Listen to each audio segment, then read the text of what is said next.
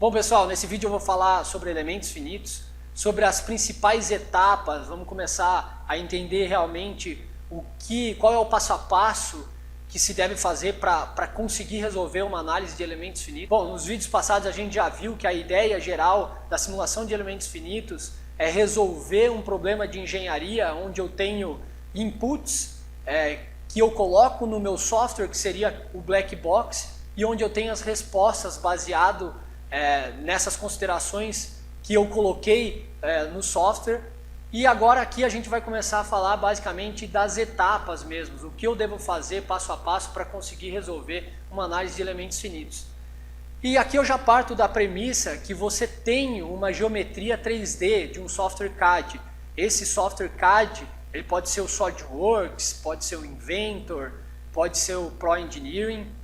E essa geometria, para ser importada para um software de elementos finitos, como por exemplo o ANSYS, ela pode ser em um formato universal, como por exemplo STEP, AIGES, ou também existem módulos específicos do software de elementos finitos que já consegue ler os modelos, as geometrias, por exemplo, do software do SolidWorks ou do CATIA, sem precisar fazer essa conversão para um formato universal.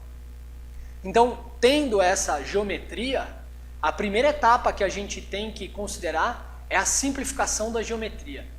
É onde a gente remove os raios que são muito pequenos, a gente remove as áreas ali da peça que são muito também pequenas, onde a gente tem detalhes que vão atrapalhar na minha análise. E essa é uma etapa que já é um pouco complicada do ponto de vista que o analista ele tem que ter ideia do que ele está fazendo ali, que ele não vai prejudicar a resolução dele. A gente já viu a importância da solução aproximada que a gente tem e também de conhecer o quanto que a gente está aproximando essa solução com base na condição real. Mas basicamente essa simplificação da geometria ela acontece porque quando eu vou gerar a malha, e a malha elas são os pontos, os nós e os elementos, que a gente vai ver isso mais para frente, que são a base da resolução das equações ali do meu modelo matemático. Essa geometria, se ela for muito detalhada, ela vai atrapalhar nessa geração de malha. E eu não ter uma malha boa, isso influencia diretamente na qualidade dos meus resultados.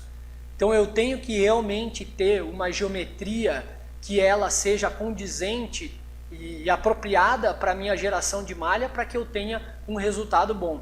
Nós vamos fazer exemplo também de simplificação de geometria para a gente entender um pouco mais como que é feita essa etapa. Feito isso, eu tenho a definição do material. Então você define, por exemplo, se é um aço, qual tipo de aço que é, se é um alumínio, se é também qual é o modelo de material, é um isotrópico, ele tem resistência mecânica semelhante em todas as direções ou não. Você define também plasticidade, entre outros parâmetros importantes de material. A definição de contato, ele é basicamente como que uma peça ela está em contato, ela entra em contato com outra peça. Ela pode ser um contato, por exemplo, totalmente unido, então imagina como se fosse uma solda, ou ele pode ser um contato que ele, no início da simulação, ele não está em contato, mas ao decorrer da simulação ele entra em contato e transmite essa força para outra peça. Existem vários tipos de contatos também. As condições de contorno, que seria a definição do carregamento e de restrição. Então, aonde está aplicado essa força? Como está aplicado essa força? Qual é o ponto da minha peça que eu vou aplicar essa força? E como que essa peça como que está aplicado a restrição nessa peça? Onde ela está presa? Como que é feita como que ela é presa realmente na condição real e como que eu vou fazer essa condição de restrição na minha simulação? A geração de malha, então, em si, que é onde você tem que prestar atenção e tomar cuidado para o tipo de elemento que você está usando, como que a sua malha está gerada, a qualidade de malha, qual tipo de formulação do elemento que também você vai usar, e isso tudo a gente vai comentar mais para frente em vídeos que nós vamos preparar. E depois a análise dos resultados, aquilo tudo que a gente colocou para o software, a gente tem que interpretar e realmente saber se ele faz sentido e se ele está condizente com a condição real. E as conclusões, o que você vai tirar de conclusão diante desses resultados. E voltando naquela principal ideia do black box que eu comentei com vocês em vídeos anteriores, do input e do output, aqui eu queria dar uma ideia também abrangente do tanto de área que existe dentro do software. Então, o que existe ali por trás do software que a gente precisa estudar. E aqui eu não quero de maneira nenhuma desestimular vocês, porque pode parecer num primeiro momento, nossa, é muita informação, tem muita coisa, eu nunca vou conseguir saber tudo disso. Mas aqui tem, cada área dessa tem gente que gasta a vida estudando, cada área de elementos finitos, e a minha intenção aqui é só mostrar para vocês quais são essas várias áreas, mas não é que vocês precisam ser experts agora nisso, mas é legal que vocês tenham conhecimento do quão complexo e quanto de coisa que está por trás do software.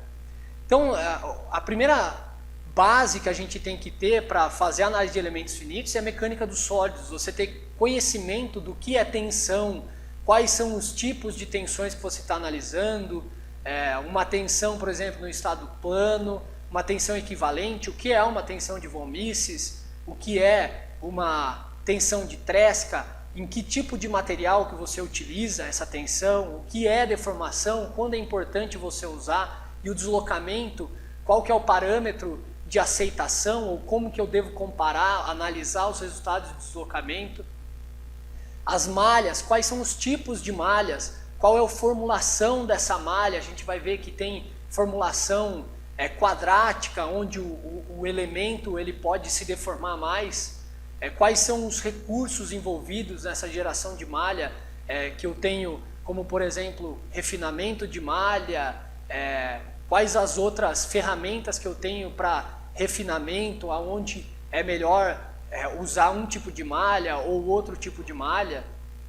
Os contatos, que também é um assunto bem amplo, quais são os tipos de contatos existentes, tem tipo linear, não linear, qual é a formulação, como eu devo selecionar corretamente o contato, as peças que estão em contato, os tipos de análise, existe análise estática, modal, dinâmica no tempo, dinâmica na frequência, existe análise explícita, implícita, linear, não linear, flambagem, modelo de material, existe modelo isotrópico, ortotrópico, anisotrópico, hiperelasticidade, viscoelasticidade, plasticidade, viscoplasticidade.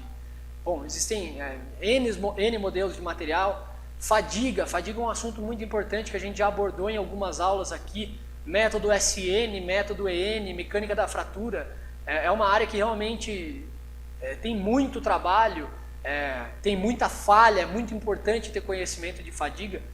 E aqui está assim, um geralzão das áreas que estão envolvidas por trás da análise de elementos finitos no ramo estrutural. E eu queria até destacar algumas principais áreas para você aí que está começando, o que você deve focar em estudar, e também o que a gente vai estar focando em fazer os próximos vídeos. Então, mecânica dos sólidos, você realmente tem que saber o que é tensão, deformação, tem que saber qual tipo de tensão equivalente, por exemplo, que você tem que usar, você tem que realmente entender o que acontece, o que é a tensão, o que é a deformação. A extensometria também é uma área experimental que dá uma visualização muito legal para a gente entender a deformação e tensão. A malha, entender quais são os tipos, entender as ferramentas que estão envolvidas. Os contatos, foca primeiramente no linear, foca em contato linear, que é o mais simples. Depois, à medida que você for evoluindo, você vai vai estudando os outros, né? Tipos de análise, foca primeiramente na análise estática. E modelo de material, isotrópico. Isotrópico é um modelo de material que considera que as resistências mecânicas elas são semelhantes em todas as direções. Isso é válido para aço, né? Tem material, por exemplo, se você for pegar madeira, ele não é um material isotrópico, então você não poderia simular um material, uma madeira como sendo isotrópico, pelo menos na maioria dos casos. Mas foca no material mais simples, um isotrópico, para você não ter tanta dor de cabeça também aí. E uma dúvida muito frequente que quem está aprendendo elementos finitos tem, bom, e o software, como eu faço para aprender análise de elementos finitos? Uma boa notícia para vocês é que a ANSYS, ela disponibiliza um software estudantil. Então esse software estudantil ele tem uma limitação de números de nós e elementos, e também ele é utilizado, ele tem que ser utilizado para fins educativos. Então você não pode usar o software para fazer trabalhos, mas você pode utilizar o software para aprender. E aqui eu vou deixar também na descrição do vídeo, eu deixo o link que você consegue baixar, fazer o download desse software. Faça o download do ANSYS. O ANSYS é um software incrível para elementos finitos. E tem também o representante do ANSYS, que é a E3S, que eu deixo o contato aqui para vocês também. Mas façam o download desse software, que nos próximos vídeos a gente vai estar começando a mexer propriamente no software para analisar na prática como fazer uma análise de elementos finitos. Espero que vocês tenham gostado. Qualquer dúvida, qualquer comentário, deixa aqui pra gente, manda e-mail, entre em contato com a gente, que a gente tem o maior prazer de responder vocês. E compartilhe o vídeo com os seus colegas que você acredita que essa informação seja importante para eles. Obrigado, tchau!